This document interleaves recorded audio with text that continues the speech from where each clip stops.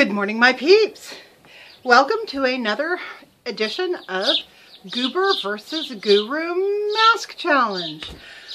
We missed last week. Last week was busy. We were setting up the Two Old Broads Go Raw Facebook page and kind of working on some creative ideas for that. I worked up a little cartoon for that I release every Friday. I've released 2 now. And just we're having a lot of fun on a side note from masking and beauty. Well, no, it isn't a side note. I guess it's all part of it.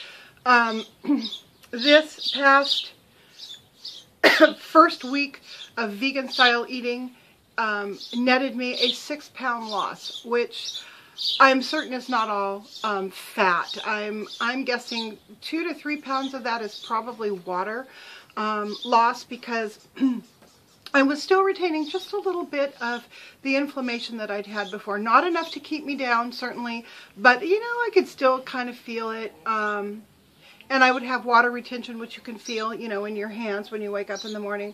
I would say I don't have a trace of inflammation, at least not today. No trace at all.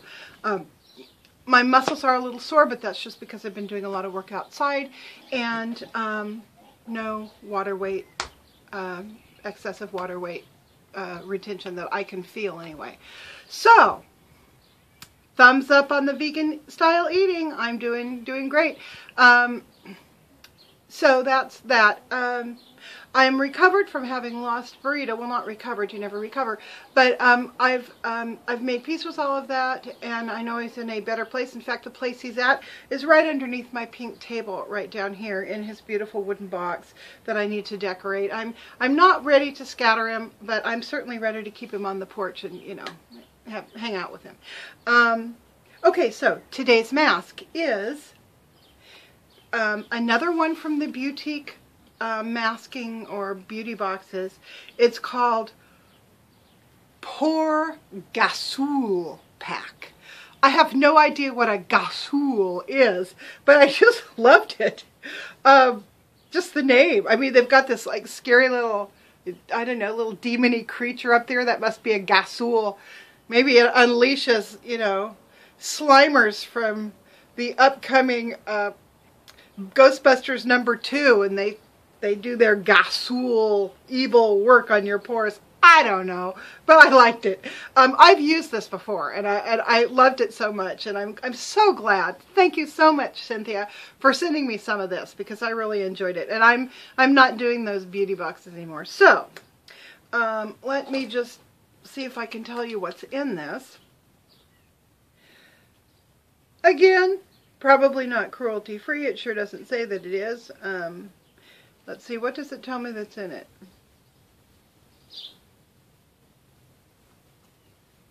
It doesn't. So the ingredients that were in this was on a card that I don't have. But that's okay, I know I've read it before, so I don't think there's anything too alarming except for the little ghouls that are in here.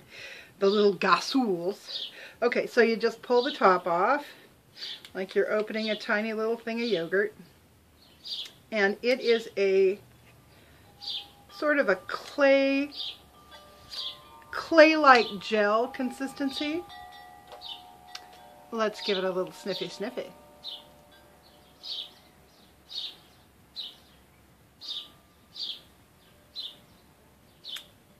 It smells like prom night.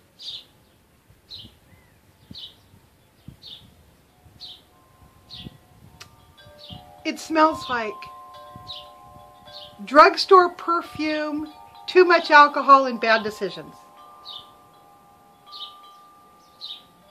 But it's a lovely fresh smell, so I'm going with it. All right.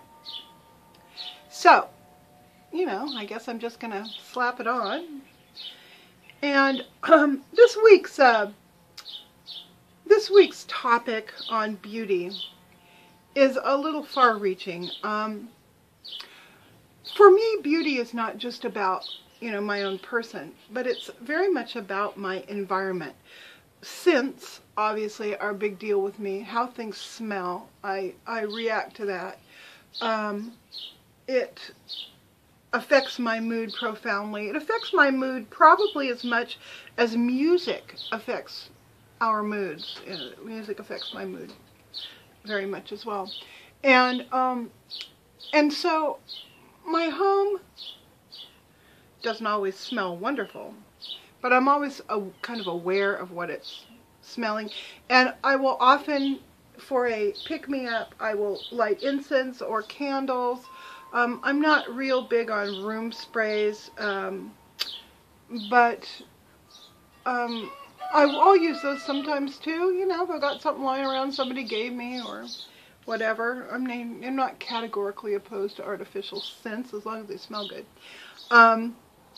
And so scent is important, and just general environment, how something looks. Now I'm going to wipe this on my shirt in part because I'm wearing my my yard work shirt. So after I wash the dye out of my hair and clean all this up, I'm going to be out getting dirt and, you know, crap all over it. So, you know, this is, well, you guys know how I roll. I don't need to explain it. So anyway, I'm drawn to beautiful things. I'm drawn to things in general, but primarily things that you know, strike a chord in my heart as being beautiful somehow. That's one reason why that is the reason why I spend so much time on my environment. Furniture, painting, putting stuff on my walls, all that kind of stuff. Recovering pillows a million times when I get tired of the old fabric, whatever. I mean, that sort of stuff has always been super important to me. I don't like utilitarian things. I don't like plastic bins. I don't like anything made out of fiberboard. I don't like plastic laminate. I don't like IKEA. Although there's a certain beauty in the simple lines of IKEA, my heart yearns for surface decoration. So I tend to amass all sorts of oddly shaped, intricate little things, because that is what makes me happy. So every once in a while, I'll feel the need to change it up. Like right now, my house has a real kind of dark Victorian vibe, right? And I'm feeling the need for lightness in my life. So I wanted to show you a couple of the inspirational photos that will kind of tell you where my head's at. I have all these fighting desires. Like, I love dark Victorian, particularly not just dark in color, but dark in mood, you know. I want to create a cabinet of curiosities where I can put my, you know, my petrified bullfrog that I'd found out underneath the burn pile one year, and the smashed tree toad that dried out that my friend Tim gave me, and feathers, and all of my big hornet's nests, you know, the paper hornet's nests, snake skins, things like that I've collected. So I want to create sort of a turn of the last century style cabinet of curiosities. I really like that. I love the book pages, the photographic book pages that Jude Bascom sent me, because they have like anatomical drawings. I love old medical texts, which I own a number of. That sort of thing just makes my heart go like this. I love steampunk, but not artificial steampunk. If it's a real old valve, I love it. If it's genuine old glasswork, right on. If it's actual gears that do something, I'm all over it, but I don't like the representation of it for some reason. I like things that are real. Anyhow, so I love all that whole style. But on the other hand, I also love kind of the lighter, brighter cottage style. You know, that shabby chic stuff that's, you know, no longer super cool, but I still really like it. And then my heart also yearns for wild, eclectic gypsy, bohemian. So I've got all of these fat, you know, desires that are kind of at odds. So I'd gone with the kind of darkish Victorian. Now we're going to lighten it up. And let me show you probably my my biggest influencer, and I've shown you this before, I'm going to show it to you again, and it's this woman. Her name is Robin Brown. She owns a company called Magnolia Pearl, and she released this book a few years ago. It's called A Bit of Velvet and a Dash of Lace. Now this gal, Robin Brown from Magnolia Pearl, is a fascinating woman. She was raised, she's a few years younger than me probably, or maybe close to the same age. She was raised by, you know, hippie gypsy artist parents who she lost early in life, had a very free upbringing, was just really allowed to express herself, and it shows in her life and her personality and her style. She's just one of those people that you wish lived next door and that you were like, was part of your life all the time. She's just super cool. So anyway, I bought this book when it came out a few years ago, and I've referred to it many, many times for inspiration. So let me just show you a little bit in this book. Well, let me back up. She started by making handbags out of all sorts of vintagey junk. Then she moved into doing clothing, and then from there into home goods. But her home and her body and her cars and her lifestyle have been her canvas all these years. So I'm just going to show you, first of all, this is a picture of one of the handbags that she made. This was years ago. Now, this style of handbag is getting more and more popular. People are doing it all over now.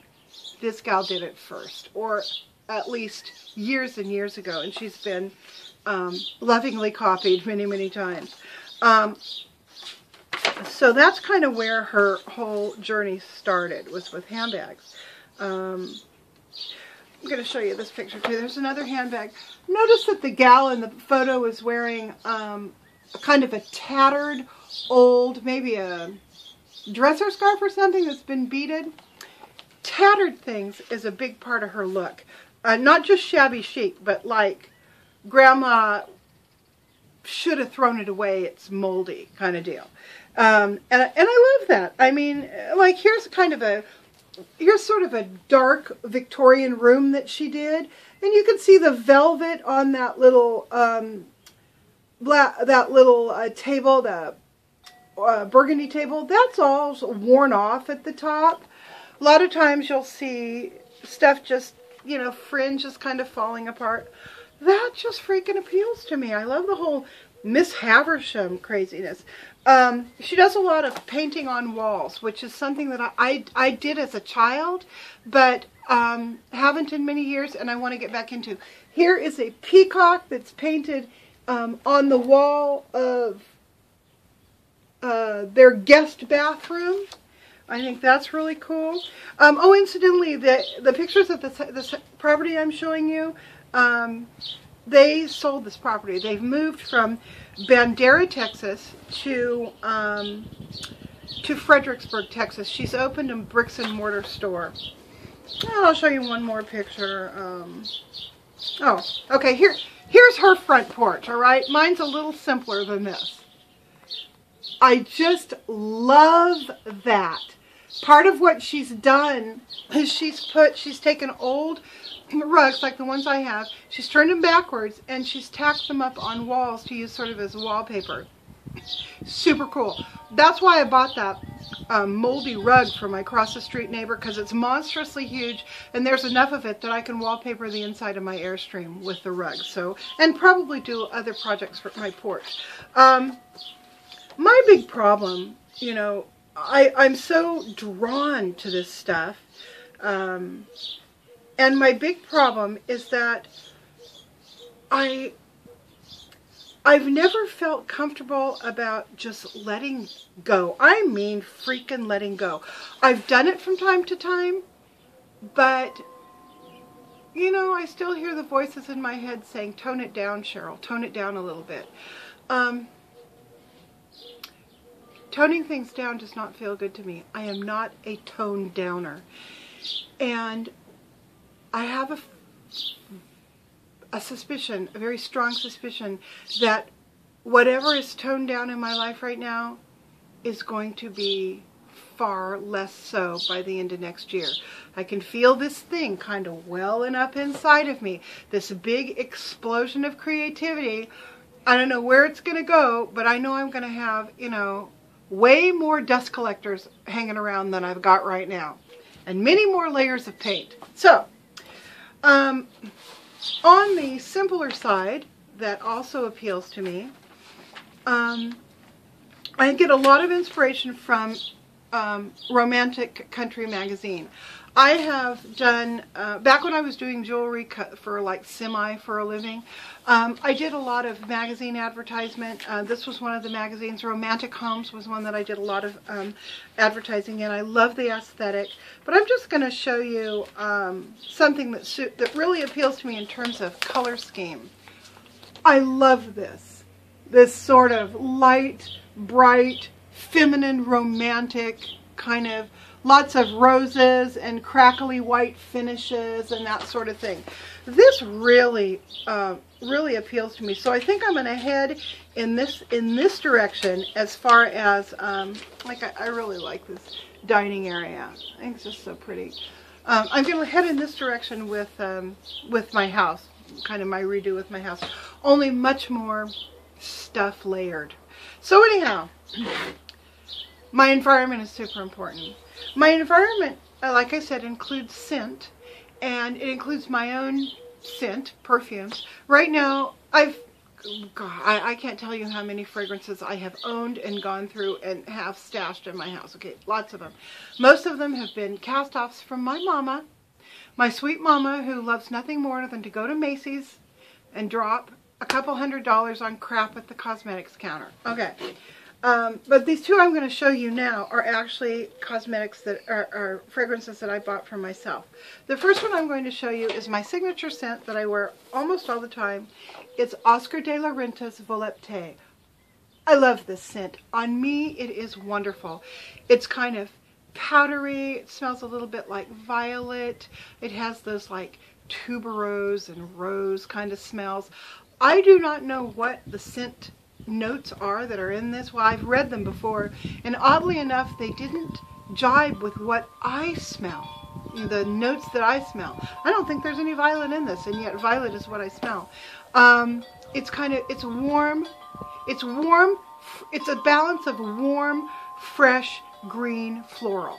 It balances all those things out. Love it. I have been wearing this since the 1980s, probably. I've got, this is an unopened bottle. I've got another unopened bottle, because as long as you don't open them, they can last for years and years. And then I'm working on a bottle that's about half full. So this should last me a number of years. So that's me. That's Cheryl. That's the scent of Cheryl. Now, as many of you know, I have an alter ego named Alexis Wiseman, who's not really a true alter, but she's a, she is my, sort of my creative muse that I created. She's got her own story that I can, if you don't already know her story, you can go way back in my videos, way back to some of the very first ones, and I tell you about Alexis. But anyhow, Alexis has her own signature scent. She loves Juicy Couture, and right now, she is all over Hollywood Royal by Juicy Couture. It's got such cheesy packaging. I love it. I'm wearing it right now, and I wear it often. I wear it if I just want a splash of something and I'm going outside, or I just want a pick-me-up or something, I will put that on.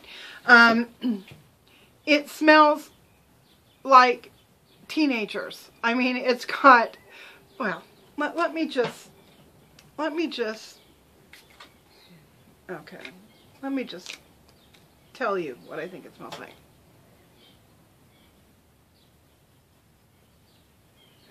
Okay, it smells like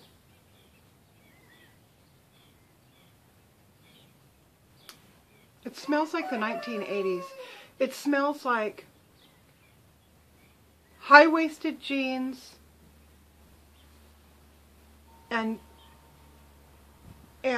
Slurpees and the roller coaster at Magic Mountain. It smells like summer fun is what it smells like. And so obviously it's uplifting for me. So there you go. Scents and environment, super important. Now, I'm going to go wash this off, and then I'm going to come back to you, and we are going to discuss the results. Okay, I took the opportunity to grab my breakfast, a banana. Alright. I do not know what sort of wicked mojo those Korean beauty companies put in their stuff. But my skin, I know you can't see it very well, but my skin looks and feels better right now today than it has in weeks and weeks. It's not all the Gasoul pack and all of its little minions running around.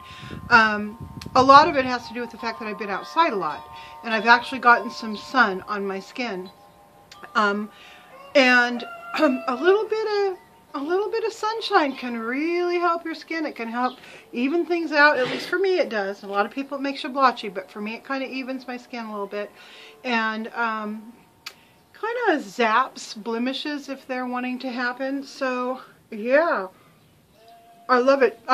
As far as the texture, it is smooth, it is supple, it is soft, and just feels wonderful. So I don't know how much of that is Gasoul, but I'm sure some of it is.